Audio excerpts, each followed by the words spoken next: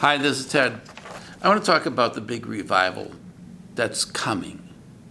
In 2018, Kent Christmas said it is going to start next year. This big revival.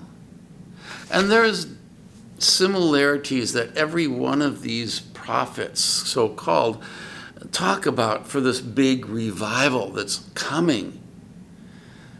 And the first similarity is that it's right now, next few months.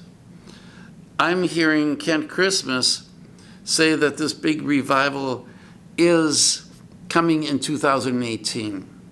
I saw one of his videos from 2017. And he says, God is going to start. And they like to give dates. This is another common thing. On January, Hank Kuhneman does a lot of this. They get real specific with dates. This is going to be the year of. These are going to be the months of. And so they like to pinpoint, this is when God is going to be doing this. This is when God is going to be doing that. So because they're doing this, and it's so inaccurate, why do people buy it? And I think the only thing I can think of is, a president of the country will do something stupid, and it gets big news and everything. Everybody thinks, oh, he should be voted out or impeached or whatever. But in a few months, he's kind of like, that's old news, and you move on to the next. And I think that's what people are doing with these. They tend to forget. They get a temporary fun feeling, excitement, and it's very temporary. And they don't hold their preachers down, make them responsible for what they say. Or they can just feel like, it happened, it just didn't happen to me. One of the big things that people tell you is, that these prophets will tell you, is that we have this fantastic day coming, and this is going to happen in 2018. Oh, same message Kent Christmas gives for 2023. Same exact message, same substance. Basically, your time of difficulty is over. God is now going to punish the wicked and bring all their money over to you. You will prosper while they suffer.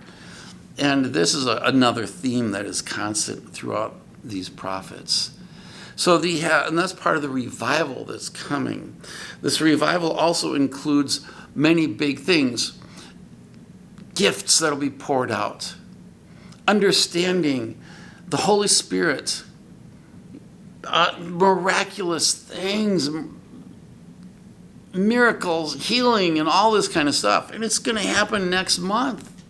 Back in 2020, when President Trump did not win, most of the prophets were befuddled. They didn't know what to say because they were sure, they were convinced that God had told them that he was going to win.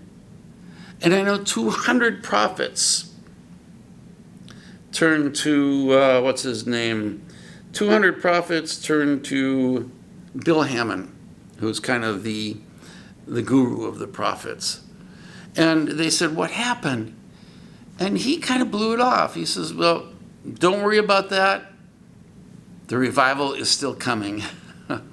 Okay, so we can continue to say the revival is going to be happening in 2023. Cindy Jacobs, I'm going to probably get a little bit more into her prophecies in the next week or two. Joel Osteen does a little twist of this. He will have the same big promise of the future, but he does it on an individual level. So you will see this tremendous, wonderful, great stuff happening as long as you follow my positive thinking program. Kent Christmas, the world is going to be transferred? Oh yes, the world's money will be transferred by the end of 2024 to the remnant. Oh, and that's another theme, the remnant. The remnant are the people who have put up with and waited because there's been so much persecution and so much struggle the last few years. And this is also a constant theme for the last 5-6 years at least, that you poor Christians, you're facing so much persecution. You're the most powerful voting bloc in the world, but you putting up with so much persecution because people don't agree with you. So because of this, you're facing tremendous. Now, what it is people just don't agree with you, Kent Christmas. They don't agree with you, Hank Kuhneman. They see you're saying stuff that never happens. Why should we listen to you? You should do a little bit of an internal search rather than blaming everybody around you in the world and the media and all these things for not hearing you. You should do an internal search and start looking inward, which is something the gospel calls us to. But Pat Robertson, the coming movement of God is going to happen. And so expect big revelations happening this year. Jeremiah Johnson, Biden will lose his head. That was a good one. During 2022, what year are we in? 2022. He didn't, okay? Well, he's got 2 weeks left, so we'll see. And I'm sure it's symbolic. He's going to lose his position. The Copelands, years ago, they were saying that all these superpowers, I'll be able to walk through atomic weapons and all this stuff. Like, oh, come on, give me. She thinks we can right now. Yeah, because we have protection. Hank Kuhneman, the wait is over. The wait is over, and the wait that you have for being persecuted, so persecuted.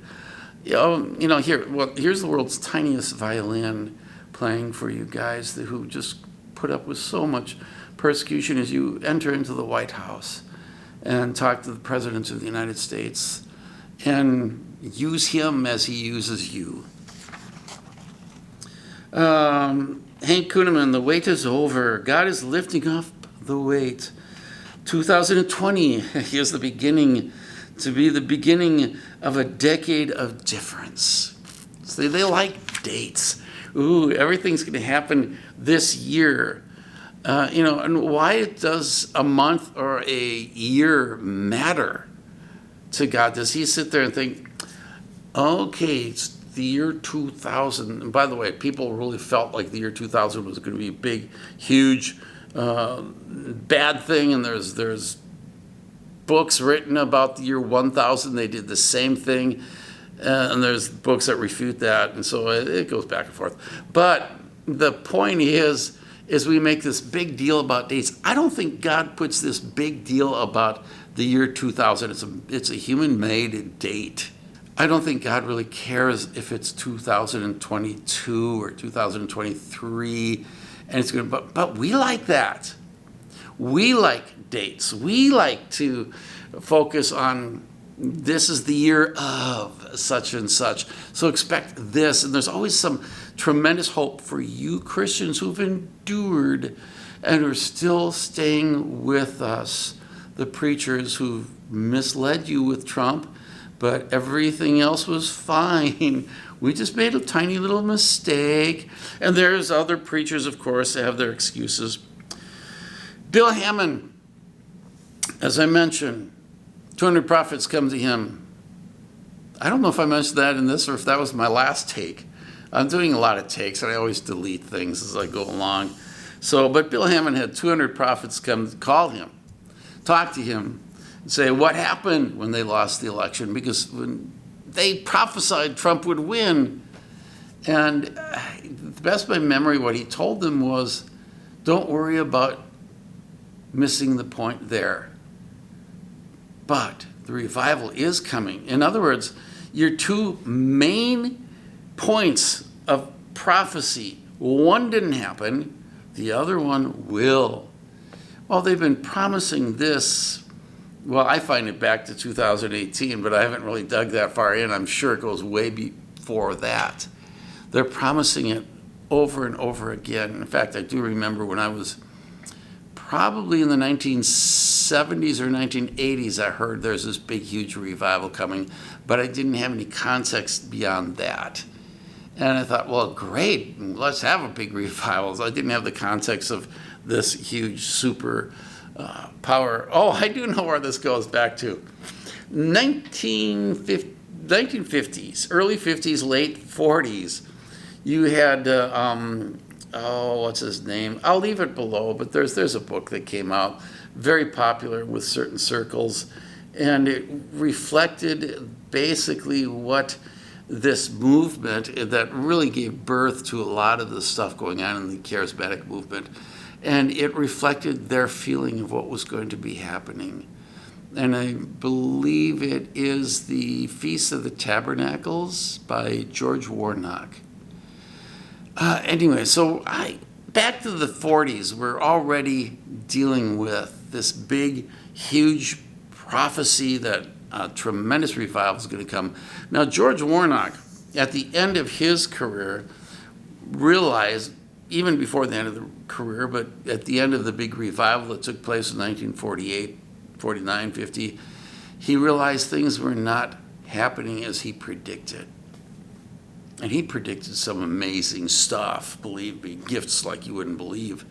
You'd be superhuman as a remnant.